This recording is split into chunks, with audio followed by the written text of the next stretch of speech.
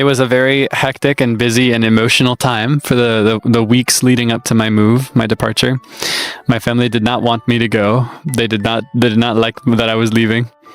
They just kind of accepted it. They're very supportive of it. They're happy that I have cool new opportunities and resources now, but yeah, it was a bit of a difficult period.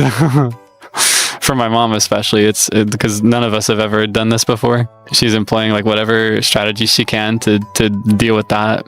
I cannot tell you too much about the process of getting my visa. It's just generally better that I don't give you all those details. But I will give you the vaguest summary to express to you how difficult it was for me specifically. As you may know, I lived in a very, very rural area. When you go to an embassy or to a consulate location, it is related to your home address, which one you go to. And oftentimes it's better and safer if you go in person rather than sending an application through the mail. It's preferred because that way you have no risk of losing your passport through the mail. And so I had a very specific location that I had to go to. Made the first trip, got something wrong because I misunderstood the instructions, had to go back home, made a second trip, actually submitted the application, went back home, made a third trip, collected my approved visa, went back home. Do you want to know how many hours I was on the road across these 3 cumulative days? 47 hours. That is how many hours my mom and I spent on the road to get this visa. 47 hours. I think it's a very smooth process for most people, but in my particular case, living where I grew up, it was very tedious, and that's all I can tell you about it safely. We had a more extended family meal where it wasn't just my household, like my mother, my father, and my siblings. This one had my grandparents and my aunt and my cousins, and just more extended family came over for this.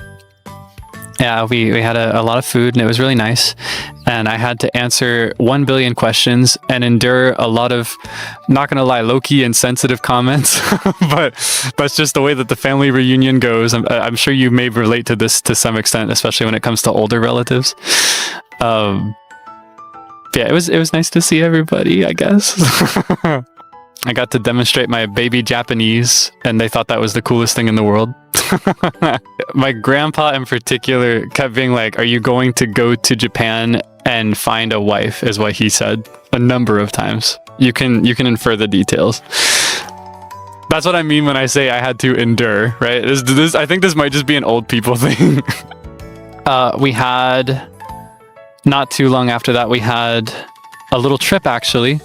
Oh my gosh, this actually made me really emotional. This was one of the few times, I did not cry very many times leading up to the trip, because I'm actually not a particularly sentimental person in that way, because I know that, you know, the city that I'm not in anymore, or rather the village, I guess, that I'm not in anymore, the town that I'm not in anymore goes on without me there, and everybody's just fine, and I can go back anytime if I wanted to so bad. So I'm not really the type to cry over that kind of thing, but to get into this, I have to explain something a little bit. So the town that I've lived in for years now, since I was in middle school, I think, is, we call it Kokiri Village, is what we call it. So to continue this analogy, my childhood home would be the Lost Woods. I used to live in a place that did not even count as a town or even a village. There was like nobody there, not a single neighbor, middle of the woods. The nearest neighbor was like a really, really long walk or drive, a really long walk or a relatively short drive through the forest. And just to kind of like properly say goodbye to the area, we went to that area that I grew up and to that empty house that I lived in. And it was a really emotional experience because I hadn't been there since I was like 11. But I spent my entire youth up to 11 years old there. Those were the trees that I played in, and the creek that I sat by, and that was the house that I slept in every night. And it was very overwhelming to see it in its current state. But yeah, that was a good way to kind of offer some closure.